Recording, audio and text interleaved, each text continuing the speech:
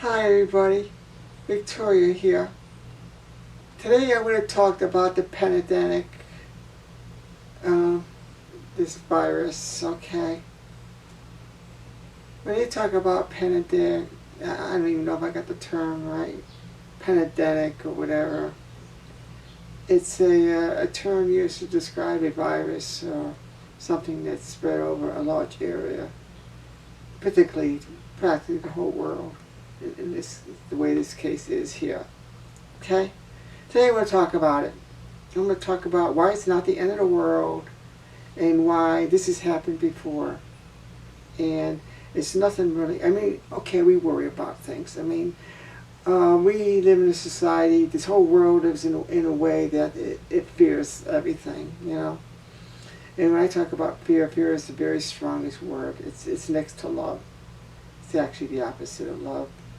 I mean, some maybe say hate is the opposite, but fear produces a lot of negativity, including hate. And so I'm going to talk about this this virus and how we should cheer up and not think of it as the end of the world, or think of it as something that's not going to go away or we can't handle or anything else. Okay? We've had a lot of viruses before in the past. Some as bad as this, pretty close to being as bad as this. I'm not going to mention any because I don't have any particular reference, but I don't remember the names. But there are viruses in the past that have, I mean, take a look at the Black Plague way back in the Middle Ages. I mean, it killed off more than a third of the population at that time. And I mean, that's a lot of people. Okay?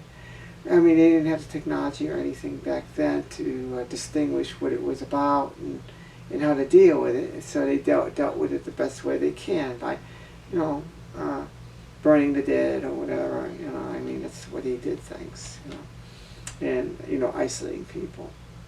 Basically, we don't burn the dead anymore, but I mean, we still isolate people. We still do that. We're doing that with the masks. We're doing that with quarantines. We're doing that. We still do that, okay? So, let's talk about this virus more, okay? Yes, it's bad. It's very bad. It's a very bad virus, okay? But we'll survive it, okay?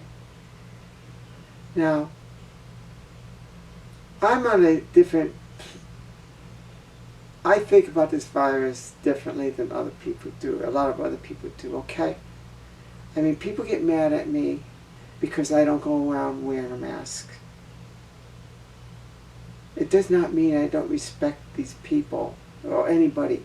It doesn't mean I'm killing people. It does not mean anything bad, okay?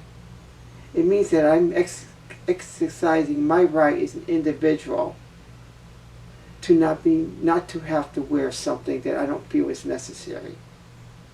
But I say not necessary, I believe that as long as I keep my distance, and I do, from people who don't want me to get close to them, I don't need that mask.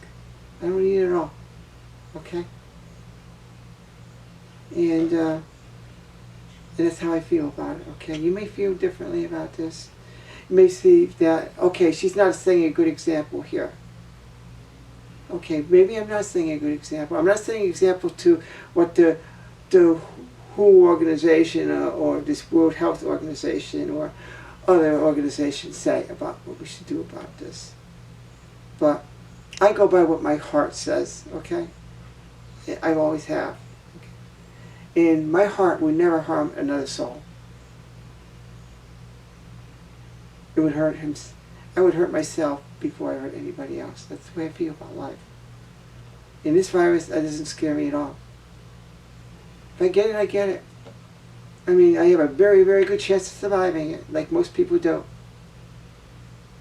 But, you know, even if I had a 50-50 shot of surviving this, or a 20% shot of surviving this, or whatever, even if it was one of the most deadliest things on this world, I would still do what I do now.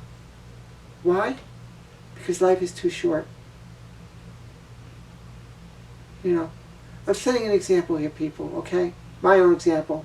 Might not be your example, might not be the example of a lot of other people. But this is my example. If I was to cater to everybody and just put the mask on, just to set an example for everybody, even though I believe it doesn't do any difference, any good, to put it on, if I'm standing, 20 feet away from somebody or 50 feet away from somebody, or whatever, or walking down the middle of a road or in the countryside wearing a mask, it's not accomplishing anything. Maybe it's setting an example for others, but you know what I mean? I'm not going to do that. Okay, call me a meanie, call me something bad or whatever, but that's how I feel about this. Okay, I do respect others. As far as I'm concerned, I'm not harming anybody at the slightest. But I do. I do carry a mask with me wherever I go. And if I get close to somebody, I will put it across my face. As soon as I get out of distance, out of range, I take it off. You know? I find masks very depressing, very negative. It makes me feel like I have the Black Plague or something, or I have a super bad thing that I'm going to kill everybody with. I'm sorry, I couldn't live that way. If I was that kind of person, and I had to wear a mask all the time to keep myself safe from others, I wouldn't want to live on this world. I'd kill myself. Okay? I couldn't live in a world where I couldn't go around free. I couldn't do that. It's like being locked in a cage, not being able to do what you want in life. Just existing, just breathing, just eating. I couldn't live that way. That's just me. Everybody's different. So I'd rather take the risk, no matter how strong it is,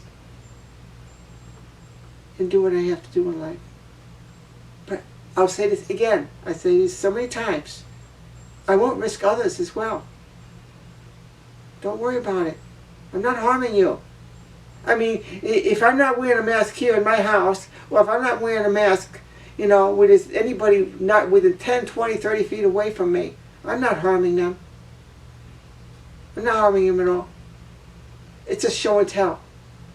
So I'm not going to wear it. Okay? That's me. Enough of the mask issue. Let's just talk about life in general with the virus.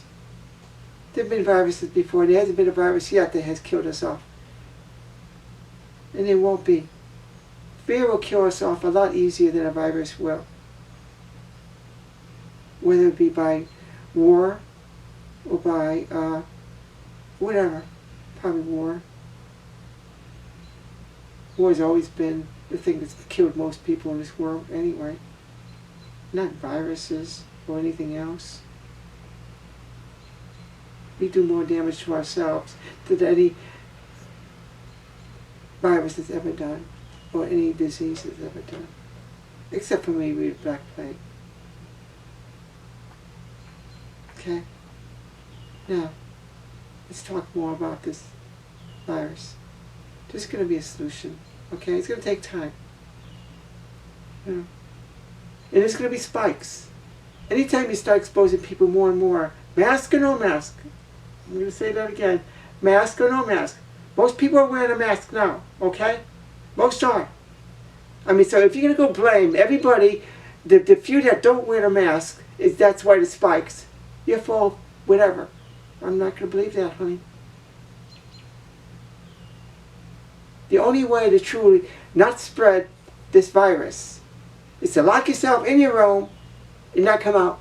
Or put yourself in a NASA spacesuit or whatever, where it's totally controlled by the inside. And nothing on the outside gets in.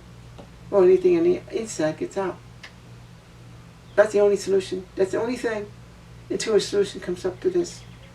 And it's going to come up. Don't worry about it. Death is always painful. And this virus is not really killing any more people than any other virus. It's just that the amount of people getting this virus is a lot more than previous ones. So obviously when more people get the virus, more people are going to die. That's the way it works. It's like the stock market or whatever when it comes to money. Whatever. The more money you have, the more money you're going to make out of it. It's like that in life. It's like that with anything. We'll survive this. I mean, I'll say this about the media and a few other people. Shame on you. I mean, it's all you do is talk about the negativity of this world, for the most part. I mean, if you start running out of stories to tell about bad things, you go over the old stories and run them again, or you add to it. Look at the headlines, honey. I mean, spikes are happening. People are not wearing masks, are doing this and doing that, or whatever. You know? Talk about hospitalizations way up in these states. You're not hearing about how many people have recovered from this virus. And that much, really. Or the positivity in this world. And when it comes to the vaccines and everything, they always put a negative spin on it. Oh, this may work. This is probably not going to work. Oh, it's going to take 2 years for this to happen. Or whatever. This could take a lot sooner than you think if we put our mind to it. And take politics out of the picture. Take greed out of the picture. This virus could be solved a lot quicker than it is. It's always been about greed. Even now.